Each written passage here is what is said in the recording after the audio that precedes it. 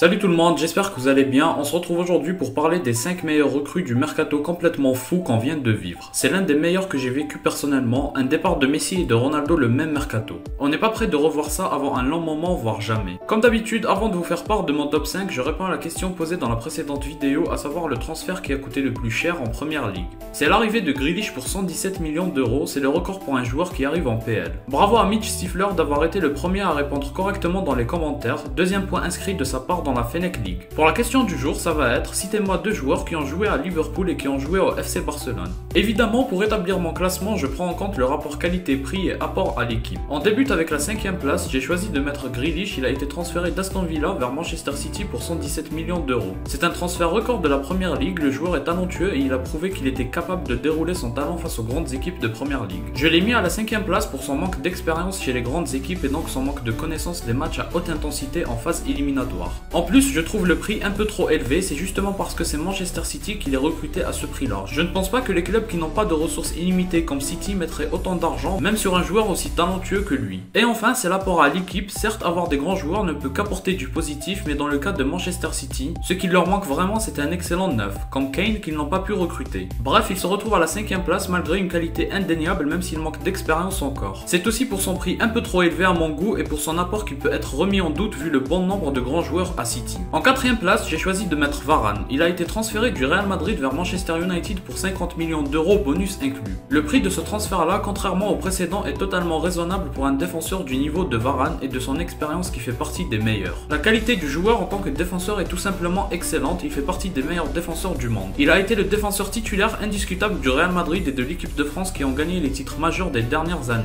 Dans le jeu, sa vitesse l'aide beaucoup pour sauver son équipe, grâce à sa grande taille, il est bon défensivement et peut mettre des buts. Le seul manque qu'on peut lui reprocher, c'est l'agressivité et de plus jouer sur le physique. Peut-être qu'en première ligue, il va s'y habituer et il deviendra le défenseur parfait. Pour l'apport, Manchester United est une équipe qui encaisse beaucoup de buts et qui a pour ambition d'aller jouer sur tous les tableaux prochainement, notamment la première ligue et la Champions League. Et pour ça, ils ont besoin d'un bon complément à Maguire et Varane c'est l'idéal pour ça. Donc même en termes d'apport, je trouve que c'est très bon. Il remplit toutes les conditions pour être un bon transfert et c'est pour ça que je le mets devant Grealish. En 3e place, j'ai choisi de mettre Lukaku. Il a été transféré de l'Inter Milan vers Chelsea, son ancien club, pour un montant estimé à 115 millions d'euros. Je peux comprendre le prix même si je le trouve assez élevé. Lukaku n'a que 28 ans donc ça reste une bonne affaire à long terme. Et les bons attaquants ne sont pas aussi nombreux que ça sur le marché, en tout cas pour une équipe qui veut jouer la première ligue et reproduire l'exploit de gagner la LDC. Donc le prix reste élevé mais pas hallucinant non plus. La qualité du joueur ne peut pas être remise en question, c'est en partie grâce à lui que l'Inter Milan a obtenu le titre de Serie A en Italie. C'est un très bon attaquant sur tous les aspects, il est rapide, on peut jouer sur lui pour combiner, grâce à son corps et son gabarit il sert de relais pour les joueurs rapides. Et surtout il est bon de la tête et il sait se placer au bon endroit au bon moment. C'est un très bon buteur et c'est justement ce qu'il manquait à Chelsea, le nombre hallucinant d'occasions que Werner loupait c'était incroyable. Il fallait absolument trouver une solution de rechange et Lukaku c'est parfait pour amener cet apport là. Encore une fois le joueur remplit parfaitement tous les critères de prix, de qualité et d'apport. En 2e place j'ai choisi de mettre Ronaldo, il a été transféré de la Juventus vers Manchester United pour 15 millions d'euros plus 8 de bonus. Une très bonne affaire pour un joueur du niveau de Ronaldo, ce qui fait que le prix soit aussi bas c'est certainement son âge avancé. Mais c'est trompeur parce que le joueur reste tout aussi efficace et conserve ses qualités de grand joueur et surtout de grand buteur, donc il va avoir un apport extrêmement efficace pour United. Il apportera aussi toute l'expérience qu'il a accumulée. Pour Manchester qui veut renaître dans les grandes compétitions d'Europe, c'est le recrutement parfait. Il y avait aussi ce manque d'efficacité et de stabilité en attaque chez Man U, entre Martial et Cavani, la stabilité qu'apportera Ronaldo sera très pertinente. Et c'est pour ça que je trouve ce recrutement parfait, sans parler de la belle symbolique de retrouver son ancien club, mais en tout cas vu le prix c'est une affaire parfaite. L'apport est indéniable et la qualité du joueur Ronaldo n'est pas à remettre en question, il vient de le prouver en battant un nouveau record avec la sélection, il continue d'inscrire des buts décisifs et ça il le fera forcément à United aussi. Et enfin la première place, j'ai choisi de mettre Messi.